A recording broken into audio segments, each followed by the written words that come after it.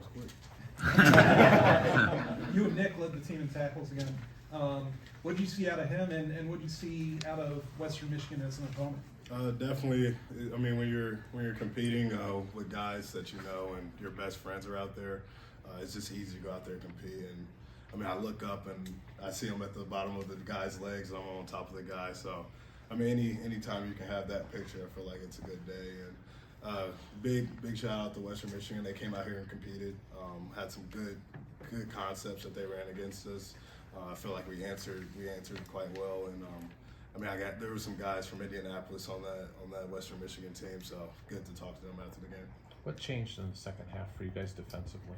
I just think I wouldn't say anything changed. I feel like we just kept doing our job. I mean, we got in a run, and I think we were trying to do too much, and then everybody figured out that maybe Coach Parker knows what he's doing. So if we all just do what we're supposed to do, we'll be all right.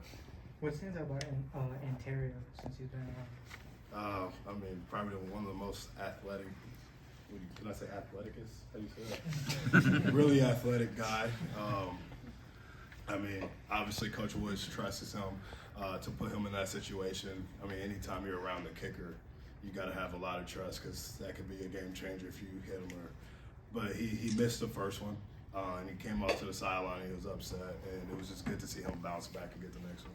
You guys gave up the big touchdown play, and then you go to lightning delay. How was Phil in the locker room, and what was his message? You guys probably not going to believe me, but he was actually pretty calm.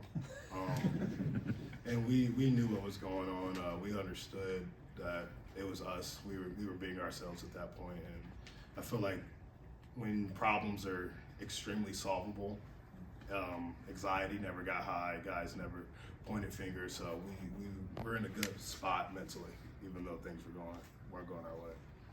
What was the lightning delay like for you guys? What'd you do during that time? We just came in the locker room, went over the last drive that wasn't so good, and I mean it was small errors that we were completely in control of. So just sat there, talked. I mean nothing really. I think it was only 30 minutes. Nevada last year, I think we got some Hy-Vee sandwiches in there and playing cards and stuff, but not this time. What are some of, like you just said, they're little solvable things? Like what were those kind of? Just like eyes and feet. I mean, if your eyes are not in the right spot, obviously guys can do those gadget plays on you, and you just don't want to take anything for granted. If a guy's going in motion, just detail where he's going all the way. Don't assume anything. You guys gave up 35 yards in the second half and 1 first down compared to what you did in the first half. Is that kind of is it almost a teachable moment in the first half of okay, we saw what we did wrong and then you applied it to the second half? Definitely, and I wouldn't the game plan didn't change. We looked at each other and said, guys, let's just do our job.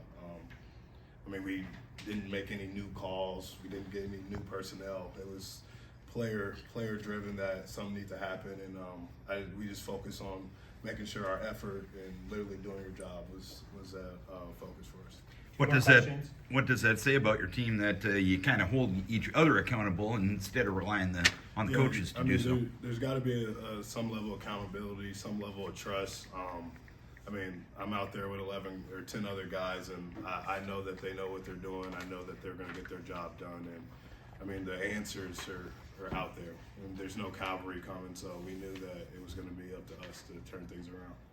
Were you surprised that Coach Parker wasn't more animated during the delay? I was expecting. I've been here for a while, so I was expecting a little different Coach Parker, but I don't know. He's been laid back this year. That's scary. It is, because you know it's coming. You know it's coming. You don't want to be the guy that gives up the play that's coming. There's a little bit of criticism about the lack of sacks from the pass rush.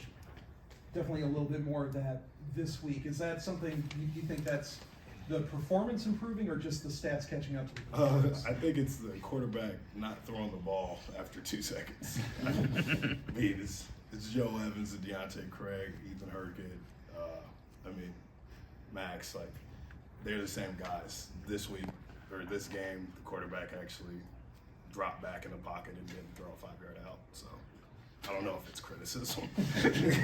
All right, thanks, Jay. Thank you.